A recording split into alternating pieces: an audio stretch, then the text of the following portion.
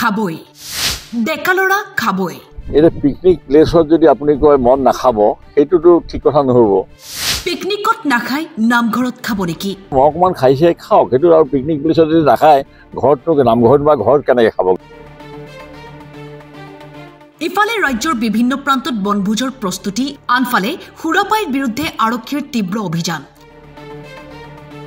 কিন্তু তাৰেই মাজত শাসকীয় পক্ষৰ বিধায়কৰ মন্তব্য শুনক পিকনিকত মদ নাখাই ক'ত খাব মদ পিকনিকত মদ নাখাই নামঘৰত খাব নেকি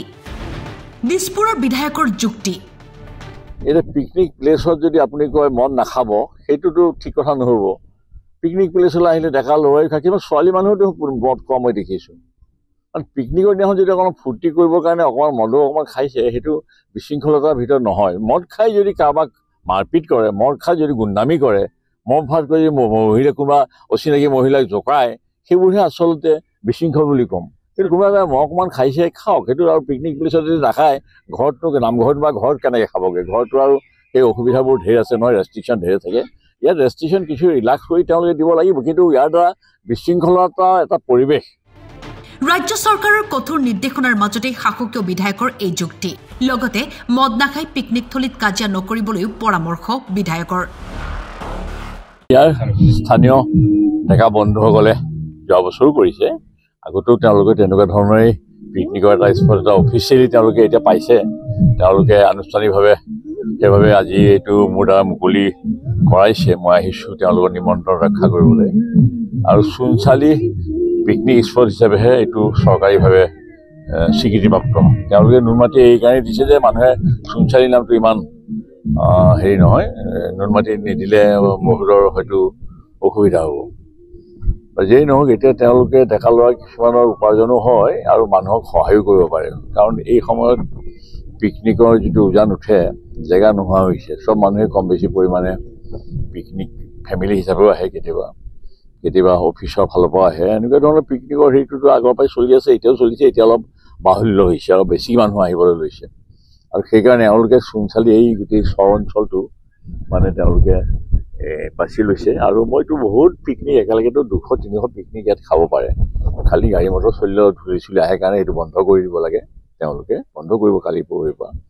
আৰু এই জানুৱাৰী ফেব্ৰুৱাৰী মাৰ্চলৈকে নাথাকেই জানুৱাৰী ফেব্ৰুৱাৰীহে বিশেষভাৱে থাকিব গতিকে এই 2 মাহত তেওঁলোকৰ হাতলৈ কেইটামান পইচা আহিব আৰু এই যিবিলাক দল আহিব তেওঁলোকেও সুশৃংখলভাৱে তেওঁলোকৰ নিজৰ পিকনিকৰ হেৰিবোৰ স্পটবোৰ বাছি লৈ পেলাই তেওঁলোকে ইয়াত পিকনিক কৰে বা পিকনিক খাই যিটো উপভোগ কৰে নাচ গীত মাতেৰে সেইটোখিনিও সিহঁতে সহায় কৰি দিব আৰু এই ল'ৰাহঁতে দুটা কথা এতিয়া পিকনিক প্লেছত যদি আপুনি কয় মদ নাখাব সেইটোতো ঠিক কথা নহব পিকনিক প্লেছলৈ আহিলে ডেকা ল'ৰাই খাই কিন্তু ছোৱালী মানুহতো মদ কম মই দেখিছোঁ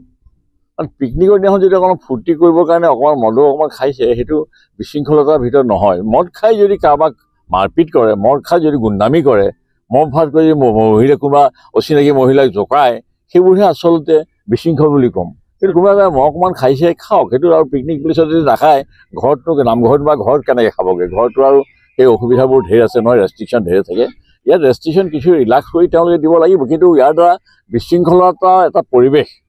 বা মানুহৰ মাজত দুটা পিকনিক পাৰ্টিৰ মাজত কাজিয়া এতিয়া মই সৰুতে পিকনিক পাৰ্টি লৈ গৈছিলোঁ কেইজনমান বিধৱা মহিলা গৈছিল আৰু যিটো ৰান্ধনি গৈছিল সি ৰান্ধনিৰ মুছলিম বিধৱা মহিলা কিজনীক আকৌ এক্সট্ৰাকৈ আহি দিব লগা হ'ল তেওঁলোকে নিজে বনাই খাইছে তেনেকুৱা বিশৃংখল আৰু কিছুমানে গৈ পেলাই জংঘলৰ মাজত ঘূৰি ফুৰিছেগৈ আমি এৰি থৈ গুচি আহিছোঁ পিছত বাঁহৰ গাড়ীত সিহঁতে উঠি আহিছে তেনেকুৱা বিশৃংখলবিলাক মোৰ জীৱনতে মই লগ পাইছিলোঁ তেতিয়াৰ পৰা মই পিকনিক এৰেঞ্জমেণ্টো নকৰোঁ পিকনিক পাৰ্টিত মই তেনেকৈ কাৰোবাৰ লগত কেতিয়াবা গৈছিলোঁ যদি বেলেগ কথা মই নিজে পিকনিকৰ সেই আয়োজক হিচাপে মই তাহানিতে সেইটো বিসৰ্জন দিছোঁ কাৰণ সেই গণ্ডগোলবিলাক হয় চম্ভালাটো বিৰাট দিগদাৰ গতিকে এওঁলোকে চম্ভালিব পাৰিব কাৰণ আমাৰ ডেকাসকল যথেষ্ট অভিজ্ঞ আৰু তেওঁলোকে এইটোত বিৰাট চখ এটা আছে এইটো ধন ঘটিবৰ কাৰণে এওঁলোকে যে কৰিছে মই নাভাবোঁ কিবা এটা চকু থাকে নহয় ইয়াৰ লোকেল ল'ৰা ইয়াতো বেলেগ ঠাইৰ পৰা অহাও নাই আৰু নিতু পাটগিৰি সি সদায় মোক কৈ থাকে আপুনি এইটো ক্ষেত্ৰত আপুনি আহিব যোৱাবাৰ আহিছোঁ খুলি দিছোঁ এইবাৰ আহিছে তেওঁলোকে মই এতিয়া যোৱাবাৰতো উভতি আহিছোঁ মোৰ বেলেগ কাৰ্যসূচী আছিলে এওঁলোকে যে কৈছিল মই পাহৰি থাকিলোঁ ফটকৈ আগবাঢ়ি গৈছিলোঁ সোণাপুৰৰ ফালে যিয়েই নহওক আটাইৰে মই মংগল কামনা কৰিছোঁ আৰু ভালকৈ এই স্পটটো যাতে তেওঁলোকে পৰিচালনা কৰিব পাৰে তাৰ কাৰণে তেওঁলোকক মই শুভেচ্ছা জনাইছোঁ পিছে ৰ'ব আৰক্ষীৰ সাৱধানবাণীও এইখিনিতে জনাই দিওঁ 31 ডিচেম্বৰ আৰু 1 জানুৱাৰীত পাৰ্টি কৰিবলৈ যোৱাসকল সাৱধান ৰাজ্যৰ চুকে কোণে ঘূৰিব আৰক্ষীৰ ইণ্টাৰচেপ্টৰ বাহন বনভোজলৈ যোৱা কোনো বাহন চালকে সুৰাপান কৰিব নোৱাৰিব সুৰাপান কৰি গাড়ী চলালে বাতিল হ'ব লাইসেন্স বাহনৰো বাতিল কৰা হ'ব আৰচি জিলাই জিলাই এতিয়া চলিব ইণ্টাৰচেপ্টৰ বাহন বনভোজলৈ যোৱা প্ৰতিখন বাহনকে নিৰীক্ষণ কৰিব ইণ্টাৰচেপ্টৰে বনভোজকাৰী দলবিলাক সতৰ্ক হওক যদি আপোনালোকৰ চালকে সুৰাপান কৰি গাড়ী চলাবলৈ হয় তেওঁ লাইচেন্সখন কেঞ্চেল কৰা হ'ব আৰু যিখন গাড়ী মালিক তেখেতৰ গাড়ীখনো আৰচিখন ছাছপেণ্ড কৰা বা কেঞ্চেল কৰা হ'ব আৰু বিশেষকৈ এতিয়া বনভোজৰ বতৰ বনভোজৰ হওক আমাক ক'বলৈ নাই কিন্তু বনভোজৰ সময়ত ফূৰ্তি আনন্দত চালকজনকো সুৰাপান কৰাইছে আমি আচলতে সদায় মনা কৰি আছোঁ যে চালকজনক কেতিয়াও সুৰাপান নকৰাব কিন্তু আজি চালকজনে সুৰাপান কৰি আছে তেওঁ গাড়ী চলাইছে তাৰ ফলশ্ৰুতিত তেখেতে আজি দুৰ্ঘটনা সংঘটিত কৰিছে আৰু এনেকুৱা যাতে কোনো ধৰণৰ দুৰ্ঘটনা সংঘটিত নহয় তাৰ কাৰণে আচলতে আজি আমি এই বিশিষ্ট ব্যক্তিসকলক পথসভা আয়োজন কৰিছোঁ যিটো মাননীয় মুখ্যমন্ত্ৰী ডক্টৰ হিমন্ত বিশ্ব শৰ্মা মহোদয়ে যোৱা দিনবিলাকত কৈ আছে যে আপোনালোকে ব্যাপক জনসচেতনতা গঢ়ি তোলক আমাৰ পৰিবহণ মন্ত্ৰী পৰিমল শুক্লবৈদ্য মহোদয়ে ব্যাপক জন আন্দোলন গঢ়ি তুলিছে ইতিমধ্যে তেখেতে বিভিন্ন সমষ্টিত গৈ আছে তেওঁ বাইক ৰেলীয়ে তেওঁ ৰাইজৰ মাজত পথ সুৰক্ষা বাণীবিলাক প্ৰচাৰ চলাই আছে আমিও অসম চৰকাৰ পৰিবহণ বিভাগৰ ফালৰ পৰা লগতে কামৰূপ মহানগৰ জিলা পথ সুৰক্ষা সমিতিৰ ফালৰ পৰা আজি গুৱাহাটী মহানগৰীত আগন্তুক নতুন বছৰৰ প্ৰাক মুহূৰ্তত খ্ৰীষ্টমাছৰ প্ৰাক মুহূৰ্তত এই সময়ত বনভোজ আজি শীতকাল বনভোজৰ কাইলৈ পৰহিলৈ ৰবিবাৰ আছে বনভোজৰ আৰম্ভ হ'ব বনভোজৰ সময়ত যাতে কোনো ব্যক্তিয়ে সুৰাপান কৰি পিনি গাড়ী নচলায় তাৰ কাৰণে বিশেষ সতৰ্ক দৃষ্টি ৰখা হৈছে আৰু যোনে বনভোজ খাই পিনি পিকনিক হ'বলৈ যদি ড্ৰাইভাৰে এই সুৰাপান কৰে সেই চালকজনৰ লাইচেন্সখন কেঞ্চেল কৰাৰ ব্যৱস্থা হ'ব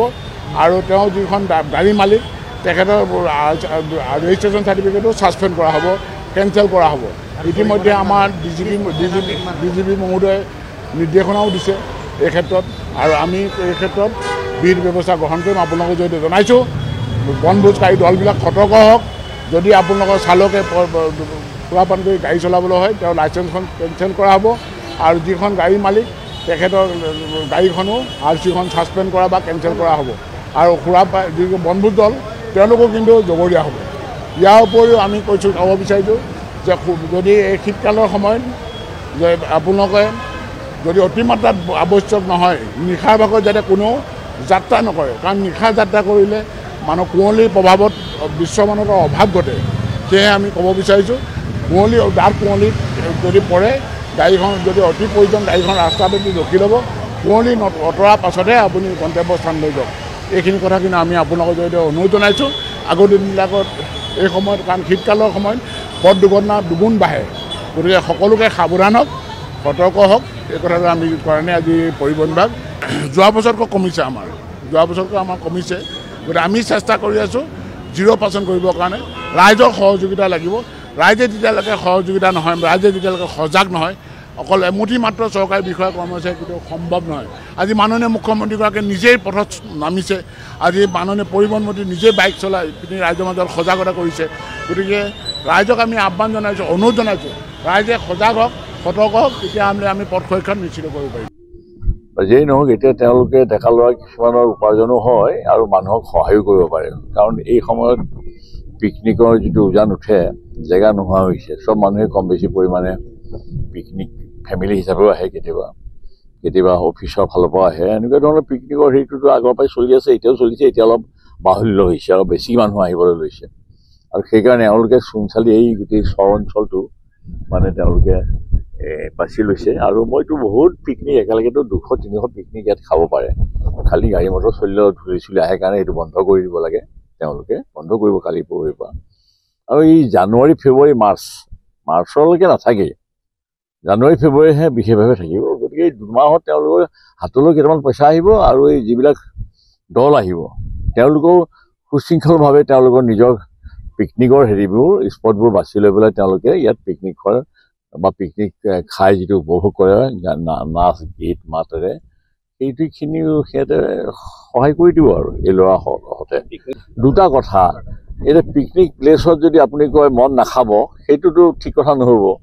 পিকনিক প্লেচলৈ আহিলে ডেকা ল'ৰাই খায়, কিন্তু ছোৱালী মানুহতো মদ খোৱা মই দেখিছোঁ। কাৰণ পিকনিকৰ দিনাখন যদি অকণমান ফূৰ্তি কৰিবৰ কাৰণে অকণমান মদো অকণমান খাইছে, সেইটো বিশৃংখলতাৰ ভিতৰত নহয়। মদ খাই যদি কাৰোবাক মাৰপিট কৰে, মদ খাই যদি গুণ্ডামি কৰে, মদ ভাত কৰি মহিলা কোনোবা অচিনাকি মহিলাক জোকায়, সেইবোৰহে আচলতে বিশৃংখল বুলি ক'ম। কিন্তু কোনোবাই মদ অকণমান খাইছে খাওক, সেইটো আৰু পিকনিক প্লেচত যদি নাখায়, ঘৰতনো নামঘৰত বা ঘৰত কেনেকৈ খাবগৈ? ঘৰতো আৰু সেই অসুবিধাবোৰ ঢেৰ আছে নহয়, ৰেষ্ট্ৰিকশ্যন ঢেৰ থাকে। ইয়াত ৰেষ্ট্ৰিকশ্যন কিছু ৰিলাক্স কৰি তেওঁলোকে দিব লাগিব, কিন্তু ইয়াৰ দ্বাৰা বিশৃংখলতা এটা পৰিৱেশ বা মানুহৰ মাজত দুটা পিকনিক পাৰ্টিৰ মাজত কাজিয়া। এতিয়া মই সৰুতে পিকনিক পাৰ্টি লৈ গৈছিলোঁ,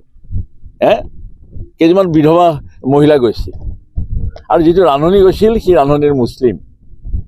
বিধৱা মহিলা কেইজনীক আকৌ এক্সট্ৰা কেৰাহী দিব লগা হ'ল, তেওঁলোকে নিজে বনাই খাইছে। তেনেকুৱা বিশৃংখল হৈছে। আৰু কিছুমানে গৈ পেলাই জংঘলৰ মাজত ঘূৰি ফুৰিছেগৈ, আমি এৰি থৈ গুচি আহিছোঁ, পিছত বাঁহৰ গাড়ীত সিহঁতে উঠি আহিছে। তেনেকুৱা বিশৃংখলবিলাক মোৰ জীৱনতে মই লগ পাইছিলোঁ। তেতিয়াৰ পৰা মই পিকনিক চিকনিক এৰেঞ্জমেণ্টো নকৰোঁ, এৰেঞ্জো নকৰোঁ। পিকনিক পাৰ্টিত মই তেনেকৈ কাৰোবাৰ লগত কেতিয়াবা গৈছিলোঁ যদি বেলেগ কথা, মই নিজে পিকনিকৰ সেই আয়োজক হিচাপে মই তাহানিতে সেইটো বিসৰ্জন দিছোঁ। কাৰণ এই গণ্ডগোলবিলাক হয়, চম্ভালাটো বিৰাট দিগদাৰ। গতিকে এওঁলোকে চম্ভালিব পাৰিব, কাৰণ আমাৰ ডেকাসকল যথেষ্ট অভিজ্ঞ, আৰু তেওঁলোকে এইটোত বিৰাট চখ এটাও আছে। এইটো ধন ঘটিবৰ কাৰণে এওঁলোকে যে কৰিছে মই নাভাবোঁ, কিবা এটা চকু থাকে নহয়। ইয়াৰ লোকেল ল'ৰা, ইয়াতো বেলেগ ঠাইৰ পৰা অহাও নাই। আৰু নিতু পাটগিৰি সি সদায় মোক কৈ থাকে, আপুনি এইটো ক্ষেত্ৰত আপুনি আহিব। যোৱাবাৰ আহিছোঁ, খুলি দিছোঁ, এইবাৰ আহিছে তেওঁলোকে। মই এতিয়া যোৱাবাৰতো উভতি আহিছোঁ, মোৰ বেলেগ কাৰ্যসূচী আছিলে। এওঁলোকে যে কৈছিল মই পাহৰি থাকিলোঁ, ফটকৈ আগবাঢ়ি গৈছিলোঁ সোণাপুৰৰ ফালে। যিয়েই নহওক, আটাইৰে মই মংগল কামনা কৰিছোঁ, আৰু ভালকৈ এই স্পটটো যাতে তেওঁলোকে পৰিচালনা কৰিব পাৰে তাৰ কাৰণে তেওঁলোকক মই শুভেচ্ছা জনাইছোঁ। Bureau report, time 8।